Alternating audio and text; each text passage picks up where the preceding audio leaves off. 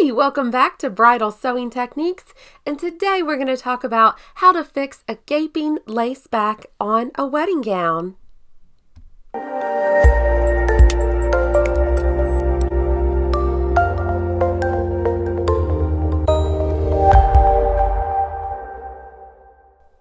As you know, open back gowns right now are all the rage, so I'm sure you've seen this a time or two, or three, or four. Okay, you've seen this problem a lot of times. Let's talk about how to fix it and make it look like this. First of all, let me say welcome to my channel, Bridal Sewing Techniques. Are you someone who has experience with a mix of sewing but is looking to get into the bridal niche? This is the channel for you. Welcome aboard.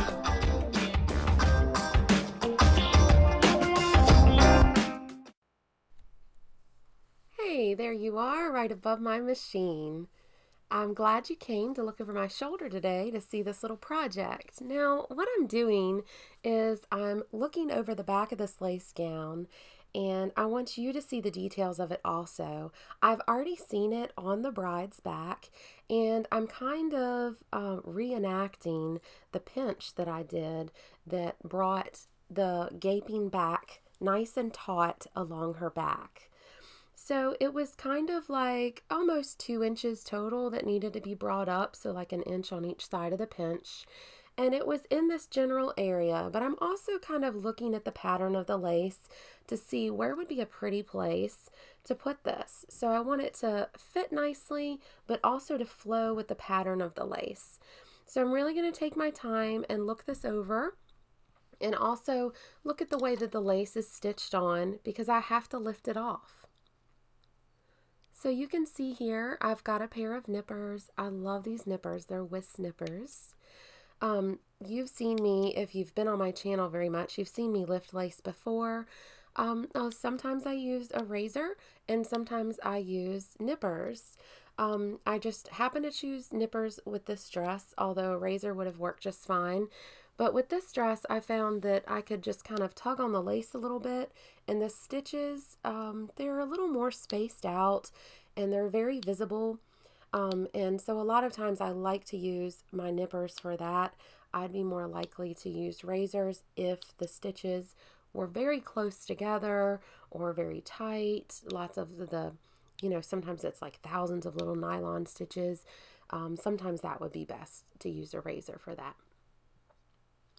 So I'm just going to go through and I'm going to lift off all of the lace that abides where I will sew the dart.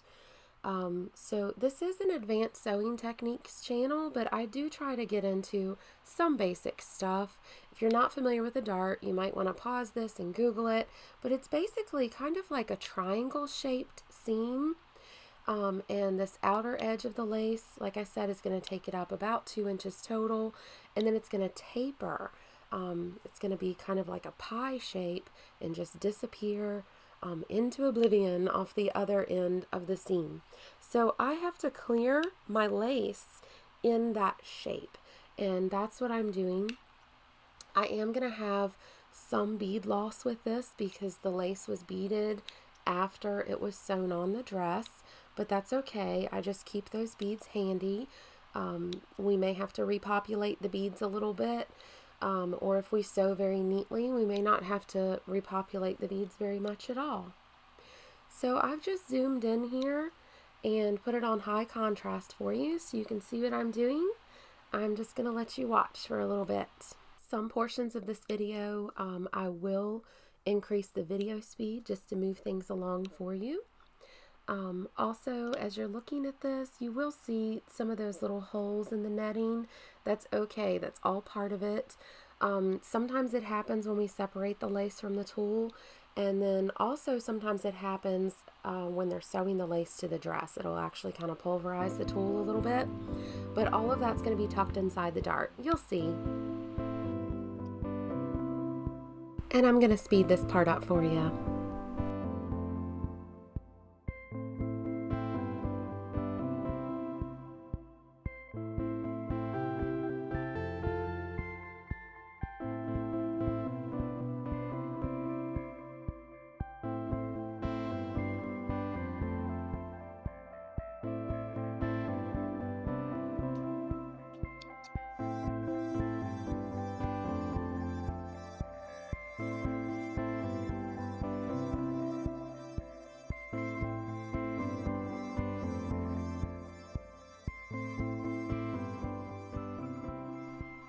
now that we've got all that cleared away, I'm getting out my hypo cement.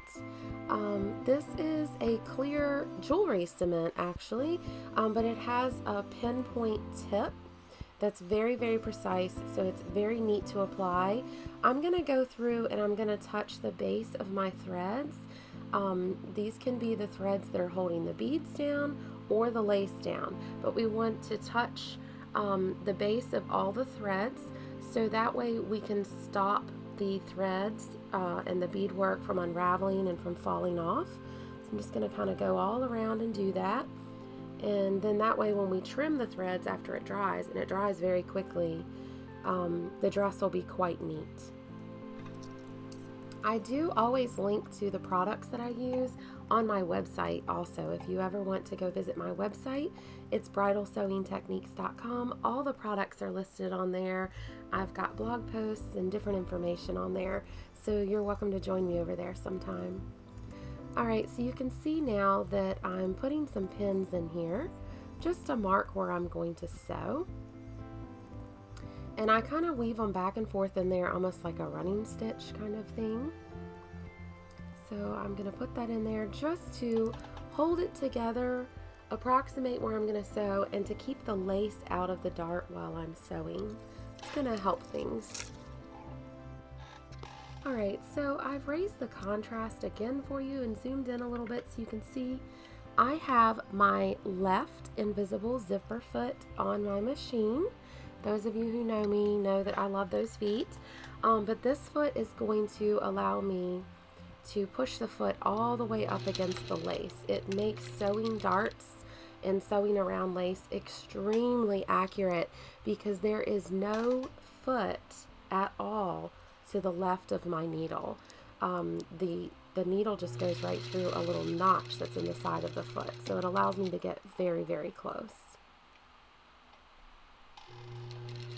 So I'm just going to sew that seam there. Definitely do a back stitch to lock it.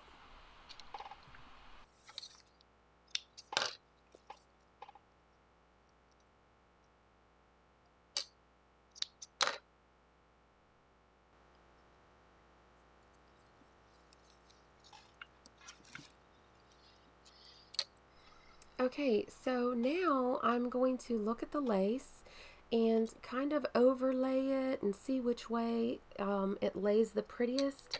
Now you'll see some pieces below the seam are going to get to go on top. Some pieces above the seam are going to get to go on top. In my experience, I think the lace just looks more natural and organic. The seam is less visible if you kind of let the lace take turns in what overlaps and what doesn't. So I generally wouldn't take all the lace from above the seam and flap it over all the lace below, for instance. I'm going to let them kind of crisscross a little bit, and then that way you don't have a perceptible seam at all. Now I'm pinning this lace down, and I'm using some nice long quilter's pins, but let me show you what really a lot of people use also. These are silk pins, and they're very short and very sharp. This is better for, obviously, for silk or delicate fabrics that can have pinholes left in them. But I personally love these longer quilting pins. So if you're not familiar with quilting pins and you've only used silk pins, it may just be something you want to give a try. Obviously, as you can see, the silk pins work fine. I just have an easier time seeing and managing the quilt pins. And if you also like these longer pins, well, we're in good company. A lot of times when you see the designers work in some of the haute couture fashion houses, you will see them working with these longer pins usually. So don't think that you have to buy something and work with something just because it's marketed for bridal. Sometimes the longer pins or other tools may be handy for us as well.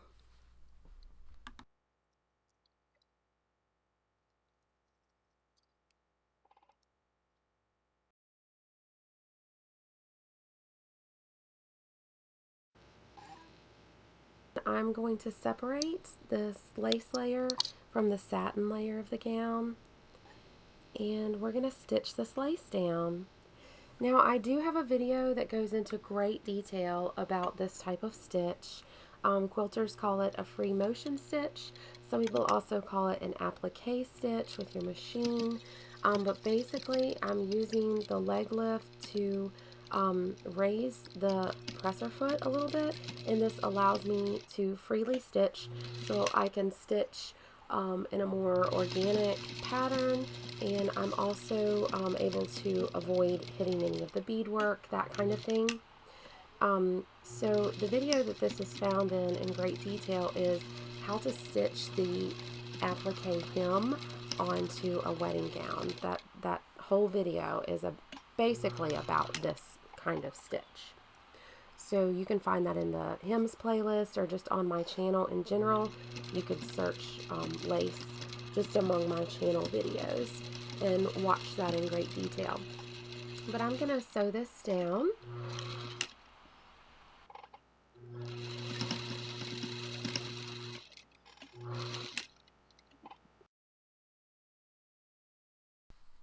Now I'm just removing all the pins and any extra threads out of it and inspecting the work to see if anything else needs to be moved or adjusted. Most commonly, what you'll have to adjust with hand sewing is the pattern of the lace right along the edge of the lace. Sometimes you have to nudge it a little bit. And here is the before and after side by side. Please hit like, share, and subscribe. Also, share this with your friends on social media. I hope this has helped you. Thank you for joining me today. And if you're new to my channel, here comes my channel trailer that's going to give you a little more information about us.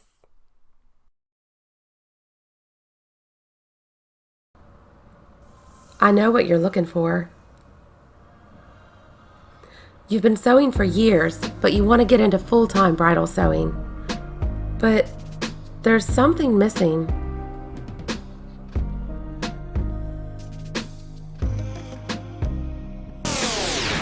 You're missing the backroom secrets, the industry tips and tricks.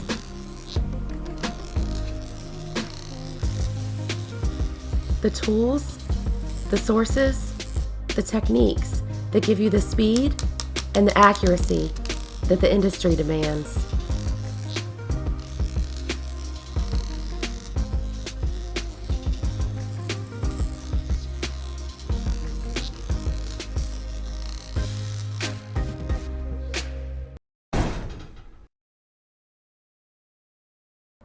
You have found it.